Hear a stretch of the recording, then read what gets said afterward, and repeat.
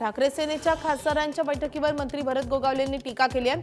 ठाकरेंच्या डोक्यावरून आता पाणी गेलं असून त्यांच्या खासदारांचा आमच्याकडे येण्याचा विचार पक्का असल्याचं गोगावले यांनी म्हटलंय। तर ऑपरेशन टायगर पूर्णत्वाच्या दिशेने निघालं असल्याचं केंद्रीय राज्यमंत्री प्रतापराव जाधव यांनी म्हटलंय।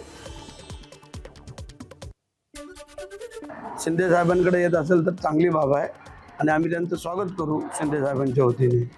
ऑपरेशन टायगरचा धसका घेत आज उद्धव ठाकरेंनी या सर्व खासदारांना मातोश्रीवर बोलवले आणि तातडीची आता बैठक त्यांची या ठिकाणी आयोजित केली।